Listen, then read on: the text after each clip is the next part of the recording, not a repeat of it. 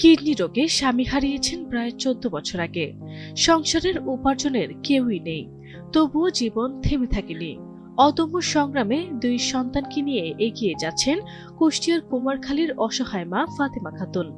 অন্যের বাড়িতে কাজ করে কোনো মতে সংসার চালালেও এখন বড় ছেলে রাজুর ইচ্ছা পূরণ করা যেন অসাধ্য এই মায়ের জন্য। আমাদের সমস্যা, আমাদের ইনকামের লোক নাই।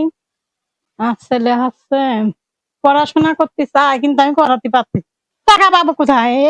এই ঘরটুকু মানুষ সাহায্য মাহায্য করে তুলে দিতে তাই। এই মানুষ সাহায্য করে, কলেজে দেয়, কলেজেরাই সাহায্য করে, ওই স্কুলে যায়, স্কুলেরা সাহায্য। 200-র বেশি সার্ভিস ও ফিচারে লেনদেনের সব বিকাশ অ্যাপে সম্ভব। ফাতেমা খাতুনের বড় ছেলে ওমর ওসমান রাজু শিক্ষক ও স্থানীয়দের সহযোগিতায় বিনা খরচে এইচএসসি পর্যন্ত পড়াশোনা করেছে। 2025-26 শিক্ষাবর্ষে গুচ্ছসহ জাহাঙ্গীরনগর ও রাজশাহী বিশ্ববিদ্যালয়ে ভর্তি পরীক্ষায় কৃতিত্বের সঙ্গে উত্তীর্ণ হয়েছেন।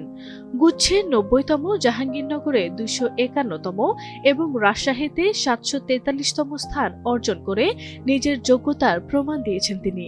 পরিবারের সামর্থ্য নাই যে আমাকে একটা খাতা কিনে দেবে বা একটা বই কিনে দেবে। আমি বিভিন্ন সংস্থা থেকে হেল্প পেয়ে মানে সহযোগিতা পেয়ে আমি আজ পর্যন্ত এই ইন্টারমিডিয়েট পাস করতে পারছি। আমার ভার্সিটিতে ভর্তি হওয়ার জন্য ভর্তির সময় সর্বপ্রথম এই 10 থেকে বিভিন্ন ভার্সিটি ভেদে 10 থেকে 15,000 মতো টাকা লাগে। আমার তো এরকম জমানো কোনো টাকা নেই যে একবারে এরকম বড় একটা অ্যামাউন্ট লাগবে। তারপর আবার ভর্তি হওয়ার পর নাকি শুনছি ডিপার্টমেন্ট এর জন্য কিছু ফি আছে। আবার কয়েক মাস যদি এই জাহাঙ্গীরনগর বাদে অন্য কোনো ইউনিভার্সিটি হয়, তাহলে এই ধরেন আমার প্রথম 4 থেকে 5 মাসের এই একটা মেস খরচ বা এই জাতীয় থাকা খরচ, এইরকম কিছু খরচ হবে। এই খরচগুলো বহন করার মতো খরচ নেই। কিন্তু এই সাফল্যের আনন্দ যেন ম্লান হয়ে গেছে পারিবারিক আর্থিক সংকটে। ছেলের ভর্তি, থাকা খাওয়া এবং পড়াশোনার খরচ নিয়ে দুশ্চিন্তায় বারবার অসুস্থ হয়ে পড়ছেন মা ফাতেমা খাতুন। তিনি চান সরকারি বা বেসরকারি সহযোগিতায় তার ছেলে বিশ্ববিদ্যালয়ে পড়ার সুযোগ পাক। সহযোগিতা স্কুলে গেলে বা স্কুলের আলাদা সাহায্য করে, তাছাড়া আমি সরকারি ভাবে সাহায্য পাই নাই। আমি চাচ্ছি যে সরকার আমার ছেলের একটু সাহায্য করে পড়াশোনা করতে চাচ্ছে, করে মানুষ হোক। রাজুর গল্প শুধু দারিদ্র্যের নয়, এটি এক অদম্য ইচ্ছাশক্তির গল্প। ছোটবেলায় বাবাকে হারানোর পরও থেমে থাকেননি তিনি। এসএসসি ও এইচএসসিতে কৃতিত্বের সঙ্গে উত্তীর্ণ হয়েও এখন বিশ্ববিদ্যালয়ের দোরগোড়ায় দাঁড়িয়ে আছেন তিনি। আমি জিএসটিতে এখন এই সারা বাংলাদেশের মধ্যে 90তম স্থান অর্জন করতে পারছি। জাহাঙ্গীরনগরে 251তম এবং রাজশাহীতে 743তম মেধা স্থান অর্জন করছি এখন পর্যন্ত। তখন 2তে তখন আমার বাবা মারা যায়। আমার এই যে আজ পর্যন্ত লেখাপড়া, আমার প্রত্যেকটা যে স্কুলে গেছি সেই স্কুলের প্রধান শিক্ষক আমার পাশে দাঁড়াইছে। ক্লাস 3 থেকে 5 পর্যন্ত আমাদের প্রাইমারি স্কুলের মহিলা প্রধান শিক্ষক, উনি আমার সমস্ত লেখাপড়ার প্রাইমারি স্কুল লেখাপড়ার খরচ বহন করে। তারপর আমার গ্রামের আনিস স্যার নামে এক স্যার আছে, উনি ওনার কলেজ সংলগ্ন স্কুলে আমাকে পরিচয় করিয়ে দেন এবং সেই স্কুল থেকে আমি 6 থেকে দ্বাদশ শ্রেণী পর্যন্ত এক কথায় ইন্টারমিডিয়েট পাস শেষ করি সম্পূর্ণ বিনা খরচে। ওনার বাপ মারা গেছে আজ 14-15 বছর।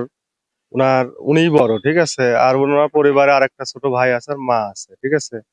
ওনার তো হলে মনে করেন কোনো জায়গা জমি নাই, ঠিক আছে। ওই মানুষের সহযোগিতাই মনে করেন পড়াশোনা করে, ঠিক আছে। অন্য কলেজের থেকে যা সুযোগ সুবিধা দিয়েছিল বলে পড়াশোনা করে এই পর্যন্ত আগাতে পারছে। ওমর আমাদের বন্ধু, ছোটবেলা থেকে আমরা একসাথে চলাফেরা করছি। অনেক মেধাবী ছাত্র, কিন্তু ওর পারিবারিক অনেক সমস্যার কারণে হয়তো অনেক পড়া পিছিয়ে যায়। মানে আমাদের সাথে ছোটবেলা থেকে অনেক চলাফেরার ব্যবহার আচার অনেক সুন্দর। সে আমাদের মাঝে কাজ করতেছে, তার ধরে পারে নিয়ে আইছি, কিন্তু এইভাবে তার পড়াশোনা হয় না।